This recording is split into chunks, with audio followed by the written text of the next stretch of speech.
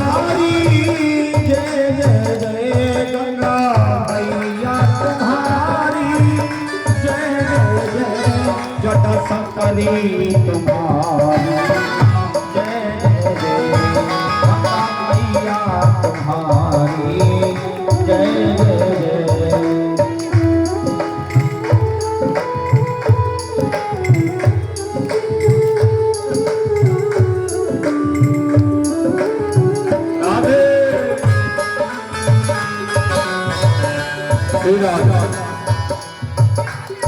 विष्णुपति तुम्हारी जय जय जय विष्णुपति तुम्हारी जय गंगा माता तुम्हारी जय जय जय गंगा माता तुम्हारी जय हो गंगा माता तुम्हारी जय।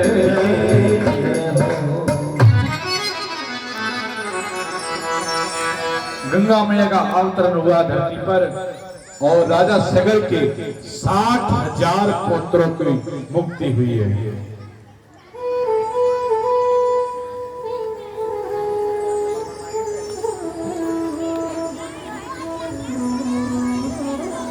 और उन्हें मृत्यु की बाद सदगति मिलती है। तो यह क्या आश्चर्य है। स्नान सत्कर्म के लिए है, कुछ भी ना हो तो घर में स्नान करते हुए मन से गंगा मैया का वंदन कीजिए, गंगा गंगा का शब्द बोलिए, आपके घर गंगा मैया पधारेंगे। कहते हैं गंगा मैया का स्पर्श, गंगा मैया का स्नान, गंगा मैया का ध्यान ये सर्वोपरि है। गंगा जैसा पवित्र जल ऐसा जल ना कोई है, ना होगा, ना रहेगा। गंगा जल को आप चाहे 12 मास रख दो, चाहे 12 साल तक रख दो, काई नहीं लगेगी उसमें। लेकिन दूसरे जल को अगर आप रख दो, 1 महीना रख दो, तो उसमें काई लगने शुरू हो जाती है। गंगा जल में इतनी शक्ति है।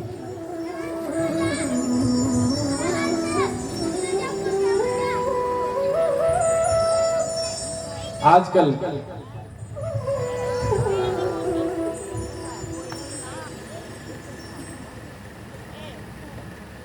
गंगा गंगा नहीं बोलते, कोई भी गंगा गंगा नहीं बोलता। कई लोग फिल्मी गीत गाते गाते स्नान करते हैं और ऐसा समझते हैं कि हम बहुत सुधर गए हैं। वे सुधरे हैं या बिगड़े हैं या तो प्रभु ही जानते हैं। सनातन धर्म की मर्यादा में रहने पर ही जीवन सुधरता है, जीवन संयम से सुधरता है, सदाचार से सुधरता है, स्वेच्छा से कैसे बिगड़ता है। आप सब ऋषियों के बालक हैं, अब बालक जन्म किसी ऋषि के वंश में हुआ है। आप सनातन धर्म की मर्यादा का पालन कीजिए। भगीरथ राजा गंगा जी को ले आए हैं, इससे गंगा जी को भगीरथी गंगा भी कहते हैं। शिव जी महाराज ने गंगा जी को मस्तक में धारण किया है, इससे शिव जी का नाम गंगाधर पड़ा है। आप भी गंगाधर बनिए, ज्ञान गंगा को सिर पर धारण कीजिए। वो कहते हैं गंगाधराय शिव गंगाधराय, हर हर भोले नमः शिवाय, नमः शिवाय ओम नमः शिवाय, हर हर भोले नमः शिवाय।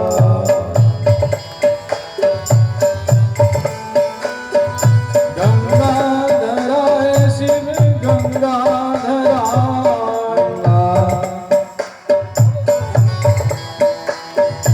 गंगाधराय शिव गंगाधराय, हर हर भोले नमः शिवाय।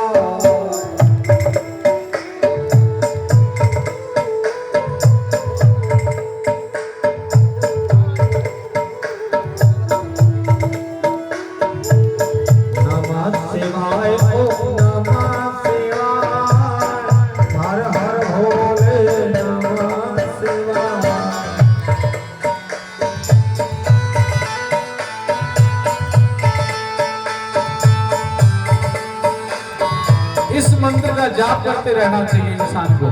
इससे दो कल्याण होगा, एक तो शंकर जी का नाम लिया जाएगा और माँ गंगा का नाम लिया जाएगा। और गंगा का ध्यान करते हुए रहना चाहिए इंसान को। जब भी स्नान करे माँ गंगा का ध्यान करे और स्नान करें,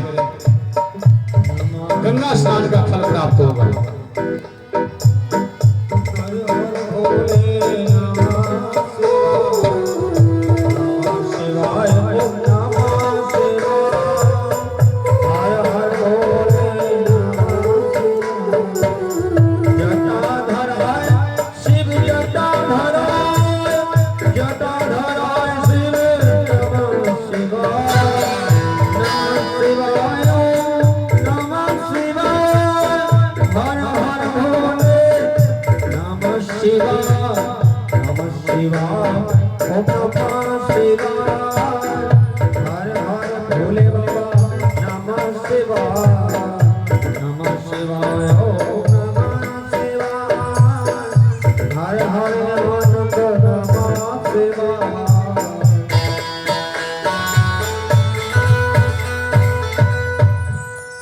शिव जी के समक्ष तो गंगा जी में इतनी शक्ति है, कहते शिव जी के समक्ष अनेक बार भूत प्रेत नाचते हैं पर शिव जी की शांति का भंग नहीं होता।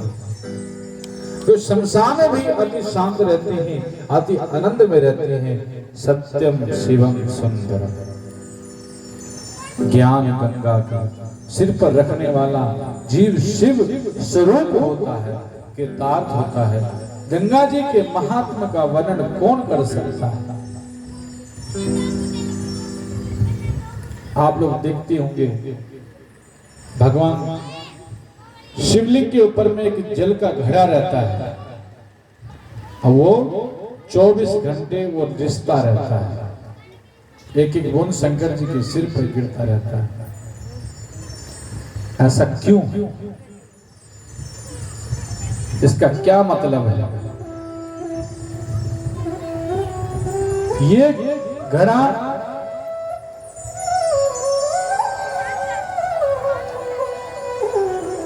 फाल्गुन मास के शिवरात्रि पे उनके ऊपर ये घड़ा टांगा जाता है और जब शिवरात्रि आती है, कौन सी शिवरात्रि आती है? श्रावण मास की शिवरात्रि। उस टाइम वो घड़ा उतारा जाता है क्योंकि ये 4-6 महीने जो है बहुत गर्मी होती है और भगवान शंकर जी के ठंडक चाहिए होता है, तो इसलिए उनके सिर के ऊपर जल की धारा चढ़ती रहती है। और कहते कौन ऐसा देव है जिसकी पूजा 365 दिन होती है? एक शंकर भगवान एक ऐसा देवता है जिनकी पूजा 365 दिन होती है। जब 365 दिन लोटा जल चढ़ाते हैं। बाकी कृष्ण जी की तो जन्माष्टमी पे याद करते हैं, जन्माष्टमी है कृष्ण जी की, आज कृष्ण जन्माष्टमी मनाएंगे। नवरात्र में माता ज्यादा पीछे, माता के पीछे पड़ जाते हैं, माता माता करते हैं, लेकिन भगवान शंकर 365 दिन उनके भजन चलता है।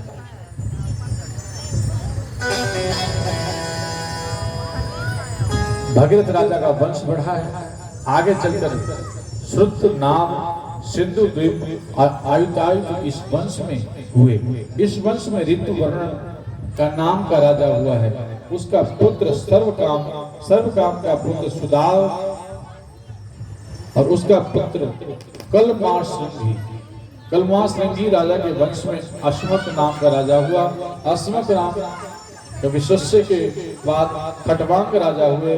खटवांग राजा को मृत्यु की खबर पहले ही हो गई थी। राजा सावधान हो गए और आदि नारायण का ध्यान करते हुए कृतार्थ हुए।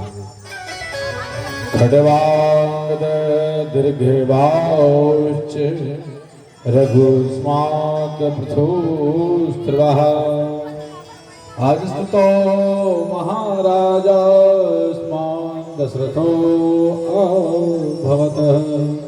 खटवांग राजा के वंश में दिलीप राजा हुए। दिलीप राजा ने गाय माता की बहुत सेवा की। एक गौ माता की रक्षा के लिए दिलीप राजा ने सिंह को अपने शरीर का भाग दिया था। उन्होंने सिंह से कहा कि मुझे मारकर तुम खा जाओ पर इस गाय को छोड़ दो। राजा दिलीप को गोमाता ने आशीर्वाद दिए थे। दिलीप राजा के पुत्र का नाम रघु, रघु महाज्ञानी महान वीर अति उदार राजा था। रघु राजा ने एक बार सर्व दक्षिण नाम का यज्ञ किया था। इस यज्ञ में उसने अपने पहने हुए वस्त्रों के सिवाय सर्वस्व दान कर दिया था।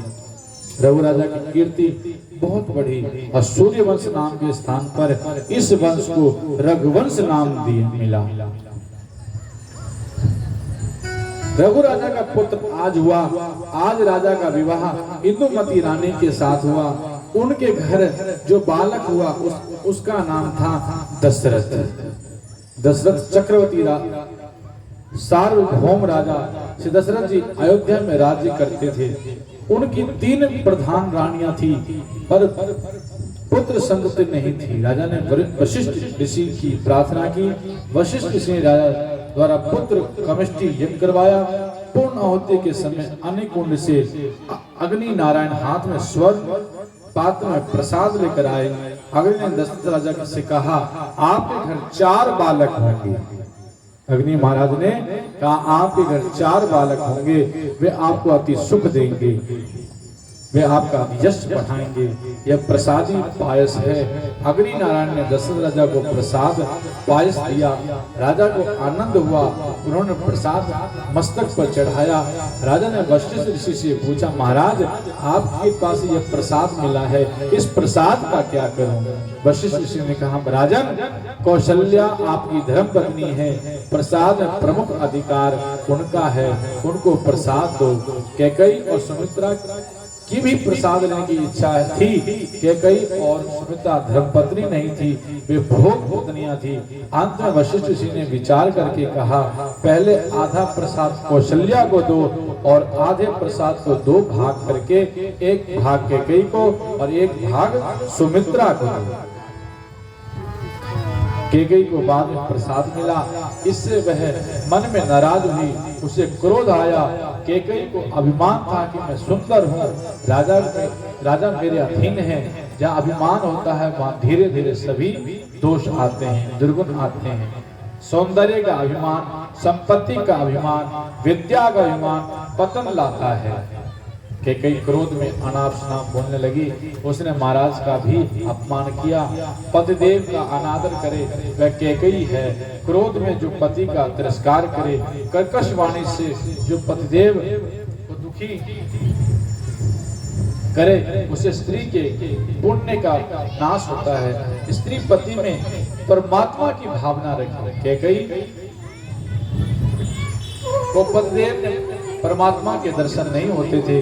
कैकेयी ने दशरथ राजा से कहा, आपने मुझे बाजार से खरीद कर नहीं लाया है, मुझे तो प्रसाद चाहिए। उसी समय एक चील उड़कर आई और कैकेयी के हाथ में से प्रसाद उठाकर उड़ गई।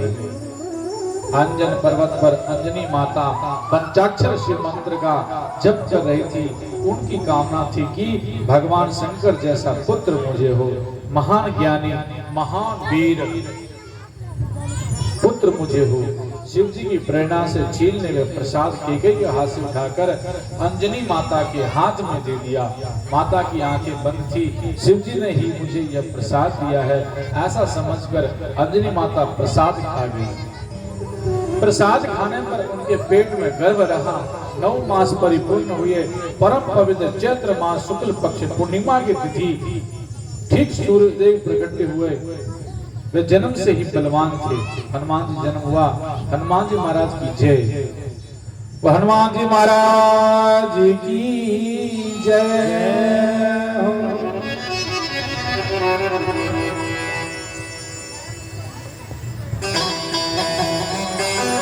हनुमान जी महाराज प्रकट हुए। वे जन्म से ही बलवान थे। अभी आप कुछ दिन पहले देखा होगा, पूर्णमासी के दिन भगवान हनुमान जी की रथ यात्रा निकाली गई थी ना, देखा ना? कितनी हजार कितनी लाखों संख्या थी उस रथ को खींचने के लिए।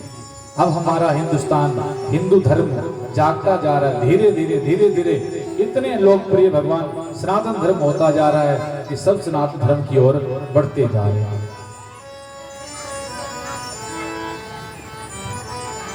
पिछले साल कम से कम 1.5-2 लाख की संख्या और इस बार कम से कम 5 से 6 लाख के रथ खींचने की थी और कई कम से कम 400 से 500 ब्राह्मण थे उसमें।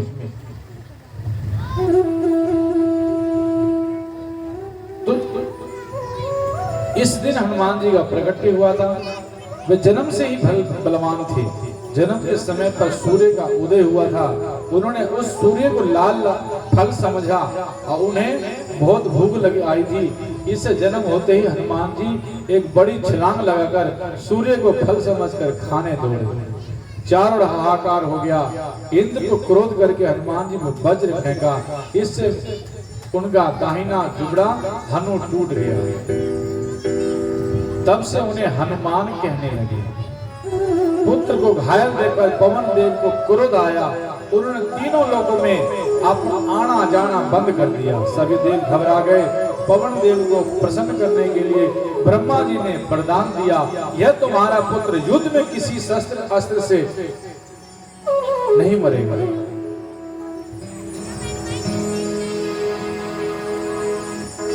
हनुमान जी को अमरता का वरदान है। हनुमान जी को कोई ऐसा शस्त्र नहीं था जो हनुमान जी को मार सकता। और हनुमान जी के लिए तो हनुमान जी का नाम पवन पुत्र रखा गया, क्योंकि पवन देव का पुत्र है, इसलिए पवन देव रखा गया। इस और चील जब प्रसाद उठाकर ले गई तब कैकेयी को बहुत दुख हुआ। वह रोने लगी। कौशल्या जी को दया आ गई। प्रसाद में से थोड़ा भाग उन्हें दिया। कौशल्या जी ने अपने प्रसाद में से कैकेयी को दिया। सुमित्रा ने भी थोड़ा प्रसाद कैकेयी को दिया। प्रसाद खाने से तीनों रानियां गर्भवती हुई। श्री रामचंद्र जी माता के पेट से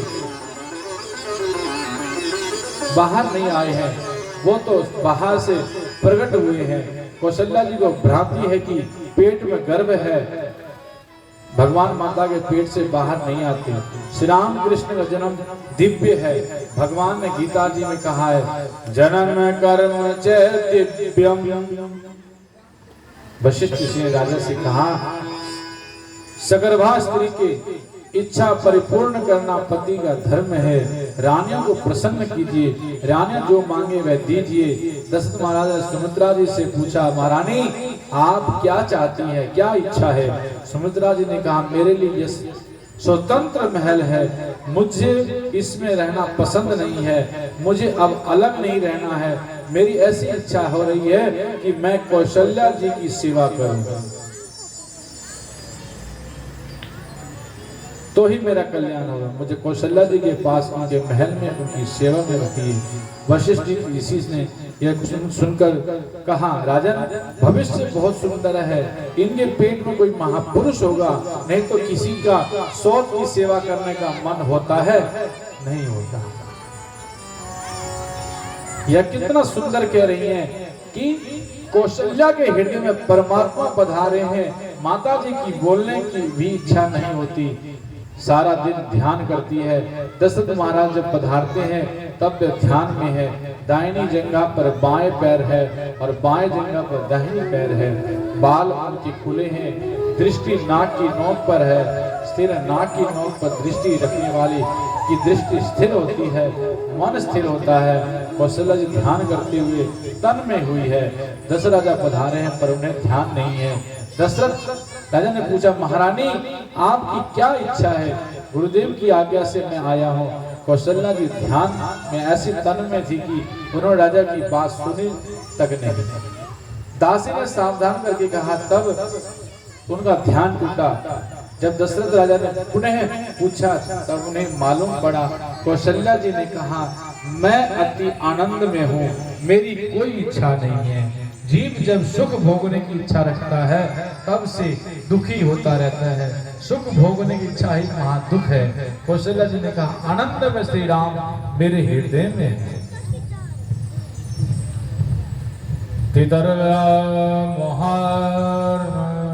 हत्वा काम क्रोधादि राक्षसान् शान्ति स्थिता समायुक्त आत्मा रामो विराजते। आप बोलने की इच्छा नहीं होती, मेरी कोई सुख भोगने की इच्छा नहीं है, मुझे ध्यान करना है। वशिष्ठ ऋषि ने जब यह सुना तब कहा, राजन यह तो वेदांत के सभी सिद्धांत कह रही है, भविष्य बहुत सुंदर है। माता कौशल्या के हृदय में विराजमान परमात्मा की देव गंधर्व स्तुति करते हैं। अब श्री राम अयोध्या में प्रकट होने वाले हैं। अयोध्या शब्द का अर्थ विचारणीय है।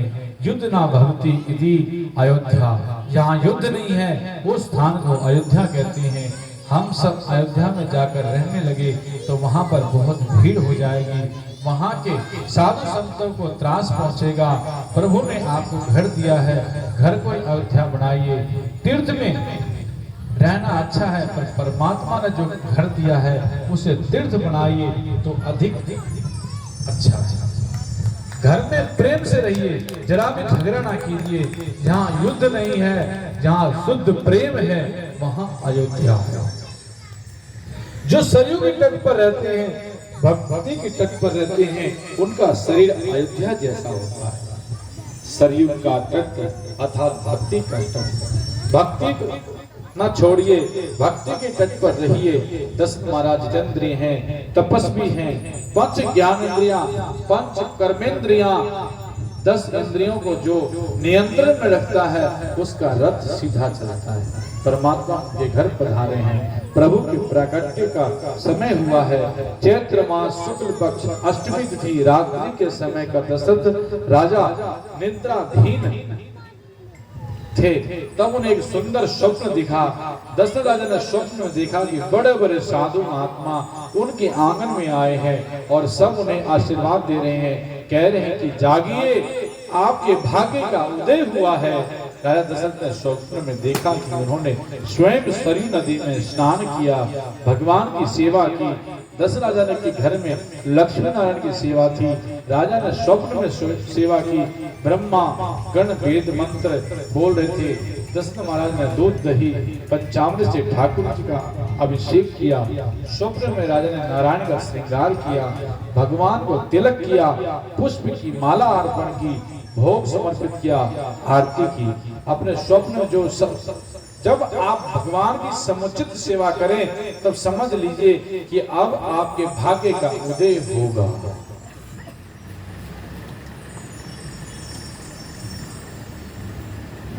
दशरथ राजा स्वप्न में नारायण की आरती कर रहे थे। दर्शन में उन्हें बहुत आनंद आया। ठाकुर जी मंद मंद हंस रहे थे, आज बहुत प्रसन्न दिख रहे थे। ऐसा लग रहा था कि अभी बोलेंगे। उसी समय दशरथ राजा ने देखा कि ठाकुर जी के श्री अंग से दिव्य प्रकाश निकल और कौशल्या जी के पेट में गया। दशरथ राजा ने स्वप्न में देखा कि परमात्मा ने कौशल्या के पेट में प्रवेश किया। दशरथ राजा आज आगे, आज की सुबह कितनी मधुर है, आज का स्वप्न कितना सुंदर था। राजा वशिष्ठ जी के आश्रम में गए। ब्रह्म मुहूर्त में वशिष्ठ ऋषि ध्यान में बैठे थे। दशरथ राजा ने प्रणाम किया और कहा, क्षमा चाहता हूँ, आपके ध्यान में अभिषेक करने चला आया। आज मुझे एक स्वप्न दिखाई दिया। राजा ने स्वप्न का पूरा वर्णन सुनाया। जब वशिष्ठ मुनि स्वप्न सुनकर कहा, राजन स्वप्न बहुत सुंदर है, मुझे लगता है कि आपका घर पुत्र का जन्म होगा। पुत्र भी ऐसा होगा जैसा किसी के घर में नहीं हुआ और कभी होगा भी नहीं। पुत्र का जन्म होगा और पुत्र भी ऐसा होगा जैसा किसी घर में नहीं हुआ। मुझे लगता है कि परमात्मा पुत्र स्वरूप में आने वाले हैं। इसका सूचक है कि स्वप्न है। दशरथ राजा के आनंद हुआ। उन्होंने विचार किया कि मेरे गुरुदेव जो कहते हैं वह सच है, होता है। राजा की आंखें हर्ष से गीली हो गई। राजा ने दोनों हाथ जोड़कर पूछा, प्रभु कब पधारेंगे? वशिष्ठ जी ने कहा, कब पधारेंगे यह मैं कैसे कह सकता हूँ? जगत का काल के अधीन है और काल राम जी का नौकर है और श्री राम के भी काल है। वे राजा धीराज हैं, उनकी जब इच्छा होगी कृपा करके पधारेंगे। पर राजा ब्रह्म मुहूर्त का स्वप्न है, इसलिए 24 घंटे में फल मिलेगा। स्वप्न की बात मुझसे कह दी तो भले ही कह दी, पर अब किसी से ना कहना, अब मिलेगा। स्वप्न की बात मुझसे कहा, अब स्नान करके जप कीजिए। थोड़े ही समय में आनंद की वार्ता सुनेंगे। गुरुदेव की आज्ञा हुई। रामनवमी का प्रातः काल पूर्ण हुआ। आज स्वर्ण का सूर्य उदित हुआ है।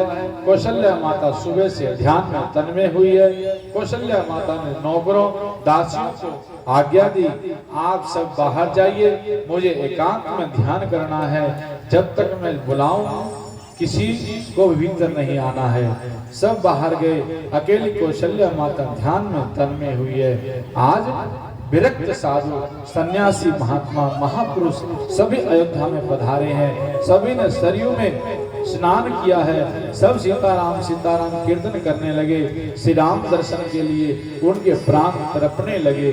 अनेक दर्शन के लिए उत्कंठित होते हैं, तभी प्रभु का अवतरण होता है। भगवान शंकर कैलाश धाम छोड़कर अयोध्या में पधारे हैं। वृद्ध ब्राह्मण का रूप धारण किया। 4 वेद शिव जी के 4 शिष्य बनकर आए हैं। भगवान शंकर का इष्ट बालक श्री राम है। शिव जी को बाल स्वरूप बहुत प्रिय है। शिव जी बालक राम का ध्यान करते थे। श्री राम राम नाम का जप करते थे। शिव जी महाराज अयोध्या की गलियों में घूम रहे थे श्री राम दर्शन के लिए। उनके प्राण तड़प रहे थे। शिव जी सोच रहे थे कि कौशल्या जी के महल में मैं जाऊंगा। कौशल्या जी को राम कहते हैं। मेरा नाम सदाशिव जोशी है। ज्योतिष शास्त्र में प्रवीण हूँ। परम पवित्र समय प्राप्त हुआ है। 10 दिशाएं प्रसन्न हैं। मंद सुगंध शीतल हवा चल रही है। देवगण आगमन, आसमान में तरंगित डिंग धुंध बजाने लगे हैं। साधुओं का मन आज शांत है। अग्निहोत्री ब्राह्मणों के घर में अग्निकुंड में विराजमान अग्निदेव भी कुंड से बाहर आए हैं। वे श्री राम के दर्शन के लिए तड़प रहे हैं। चैत्र मास शुक्ल पक्ष परिपूर्ण नौमी तिथि पूर्णवसु नक्षत्र का सुयोग है। मध्याह्न काल में माता कौशल्या के सन्मुख चतुर्भुज स्वरूप में प्रकट हुए हैं। भय प्रगट कृपाला दीन दयाला कौशल्या हितकारी। हर्षित महधारी मुनि मनहारी अद्भुत रूप धारी। लोकन अभिरामा कन कन श्याम निज आयस बुध चारी। भूषण बनमाला नयन विशाला शोभा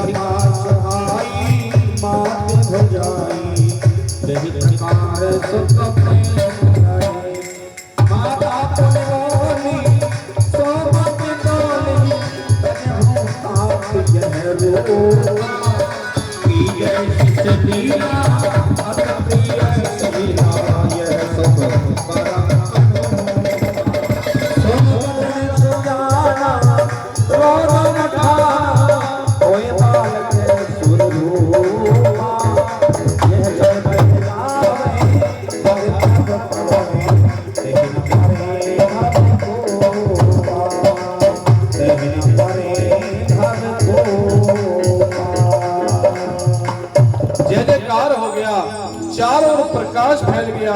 तो प्रकाश में कौशल्या माता को चतुर्भुज नारायण के दर्शन हुए। चतुर्भुज का अर्थ है चारों ओर से अपने भक्तों के दर्शन करने वाले। ब्राह्मण, क्षत्रिय, वैश्य, शूद्र किसी भी वर्ण के हो, राम जी की सेवा करे, श्री राम नाम के जप करे तो उनके धर्म, अर्थ, काम, मोक्ष चारों प्रसाद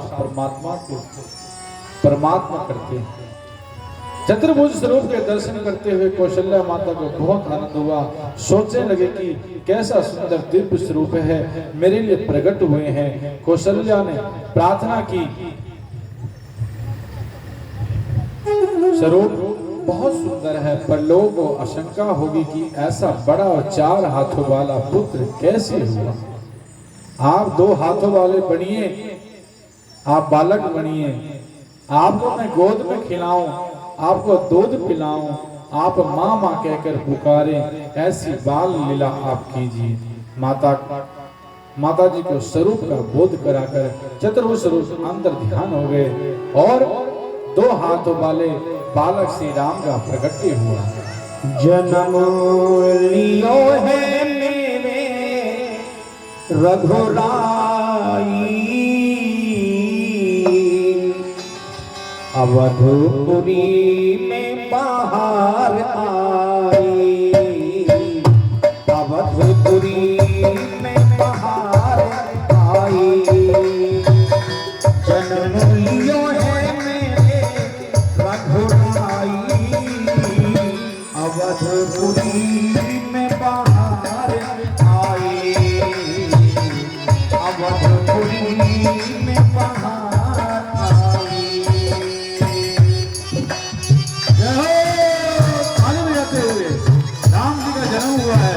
खुशी से